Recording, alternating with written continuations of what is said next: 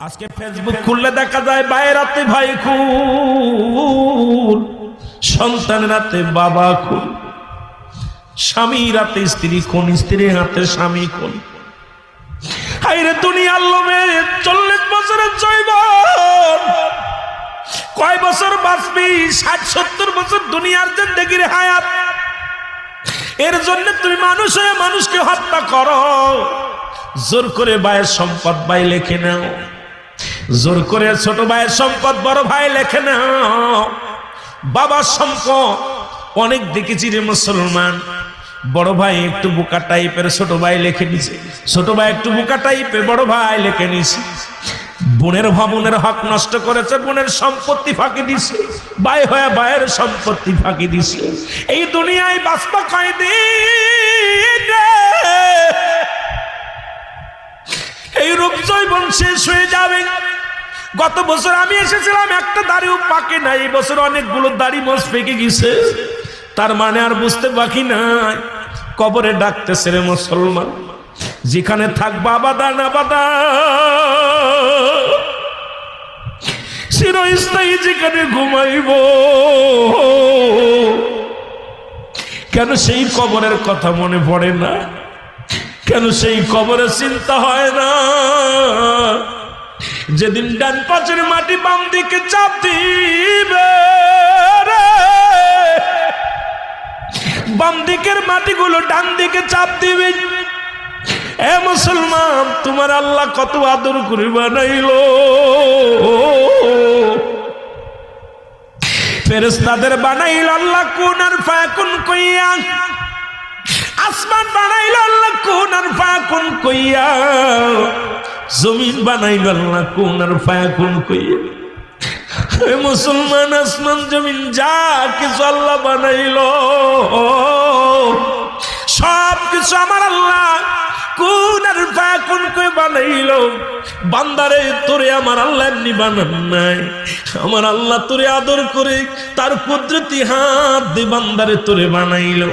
এত সুন্দর নাকটা বানাইল, এত সুন্দর চোখটা বানাইল, এত সুন্দর তোর তুই মাথার কপালটা বানাইল। বান্দা, তুই মাওলার সিজদা করবি। এই 80 বছর 50 বছরের হায়াতের জিন্দেগি পাইয়া দুনিয়ার মধ্যে কত অন্যায় অপরাধ করলাম, একদিন এই পৃথিবী ছেড়ে চলে যাব। এই পৃথিবীর মধ্যে থাকা সম্ভব নয়।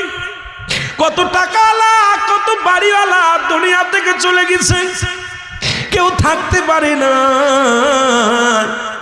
যাদের এলাকার মানুষ থরথর করে কাঁপত, আজকে তারাও দুনিয়া থেকে চলে গেছে। অনেকের কবর উপর দিয়ে কুত্তা ছেলে পায়খানা করে, কবর থেকে খেদানোর মতো ক্ষমতা আল্লাহ তাদের দেয় না।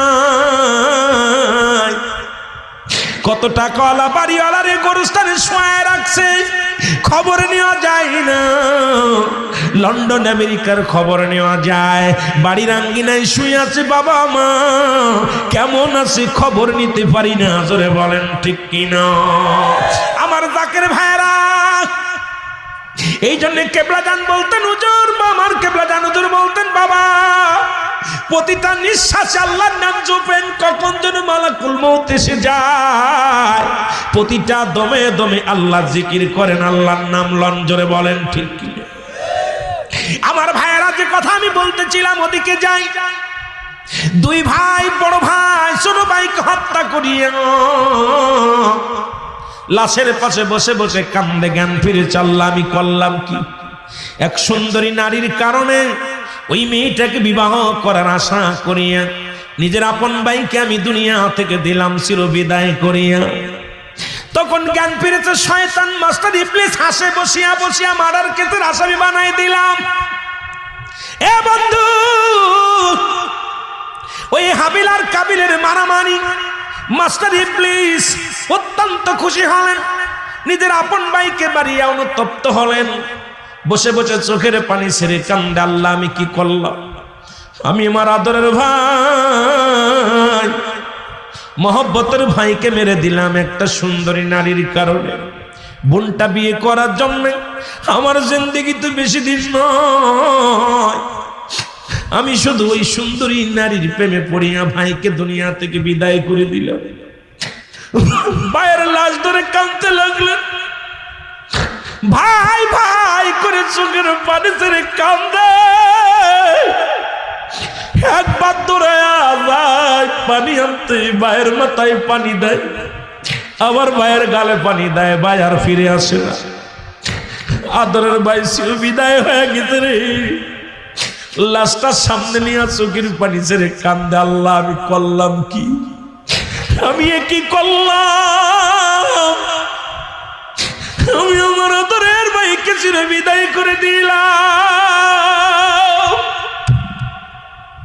এ মুসলমান, এখন বাড়ি যাবে না কি করবে কিচ্ছু বুঝি আসে না। হঠাৎ মুসলমান শুনে নাও, পাশের দিকে নজর করলেন, দুটি কাক আসলেন। এই দুটি কাক আসিয়া, দুটি কাক অনেকক্ষণ ধরে দুজনের ভিতরে যুদ্ধ হলো। এ মুসলমানে কাকটা ও কাকটে ঠুকরি মানে, ও কাকরা ও কাকরে ঠুকরি মানে, ঠুকাঠুকি করে যুদ্ধ লেগে গেল দুই পক্ষে অনেকক্ষণ। দুটি ঠুকাঠুকি করতে করতে ও বন্ধু, একজন বন্ধু মারা গেল। মারা যাওয়ার পর কাকটা অনেকক্ষণ দাঁড়ায় রইলেন। কাকটা মারিয়া রে বড় নিরাপত্তা পালন করতে লাগলেন। এ মুসলমান, তাকায় দেখে রে কাক কি করলেন, পশু কি করলেন। এবার পশুটা তার আদরের সঙ্গীকে মারিয়া অনেকক্ষণ চিন্তা ভাবনা করিয়া পা দিয়ে মাটি খুঁড়লেন।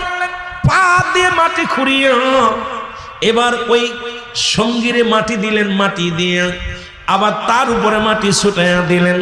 এ মুসলমান শুনে নাও, এবার আবিলের মনে চিন্তা আসলো, আমি আমার ভাইকে দুনিয়া থেকে বিদায় করে দিছি। কাক একটা প্রাণী হইয়া তার সঙ্গীকে মারিয়া কত আফসোস করতেছিল, আমিও ভুল করেছি। ও যদি ওর নিজের সঙ্গীর মাটি হালা করতে পারে, আমি কি নয়। সঙ্গে সঙ্গে আবিল কি করলেন, মাটি করলেন, মাটি হাতে খুঁড়িয়া নিজের আদরের ভাইকে মাটির নিচেই রাখিয়া চোখের পানি ছেড়ে কাঁদতে লাগলেন। ও দুনিয়ার মানুষ শুনে নাও, ওই থেকে শুরু হয়ে গেল দুনিয়ার মুসলমান। ও মুসলমান শুনে নাও, এই যে সঙ্গ আজকে পৃথিবীর মধ্যে যেখানে দেখবেন মারামারি হানাহানি, সবই কিন্তু অর্থের লোভ আর ওই নারীর লোভ। এই দুটি লোভের মধ্যে দুনিয়ার মানুষ যখনই পড়ে যাবে, হয় হাঙ্গামা নাই মারামারি শুরু হয়ে যাবে। জোরে বলেন ঠিক কিনা? আরো জোরে জোরে চিল্লায়া বলা যাবে না আল্লাহু আকবার। দাদু ভাইরা, কেবলাজান হুজুর যে কত জ্ঞানের কথা বলতো, আমার কেবলাজান হুজুর যে কত জ্ঞানের কথা বলতো, আমরা ছোটবেলা তো বুঝতে পারি নাই। আমি যখন হুজুর কথা বলতো যদি খেয়াল করতাম, হাজারো কথা শুনতে পারতাম, কিন্তু আসলে তো কপাল খারাপ, তখন তো বুঝতে পারি নাই মুর্শিদ এত আগে চলে যাবে, এত আগে আমাদের ছেড়ে চলে যাবে।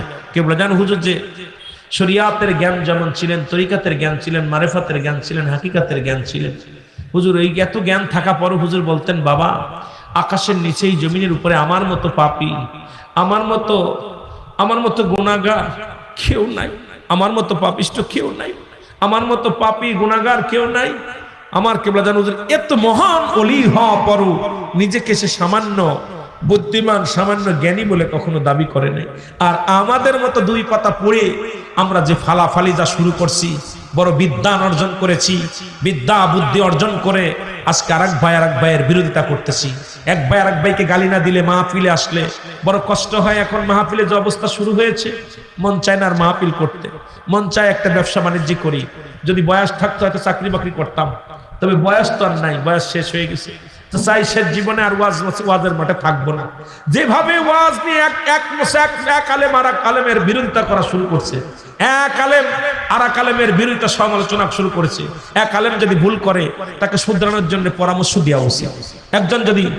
একজন যদি ভুল করে তাকে পাশে বসায় ভুল বুঝায় দেওয়ার দরকার। কিন্তু আমরা ডায়াসে আইসা তার বিরুদ্ধে যেভাবে সমালোচনা, কাফের উপাধি দিতেছি আমরা, কেউ বলতেছি কাফের, কেউ বলতেছি না আপনার কি বলতেছি মুরদাস।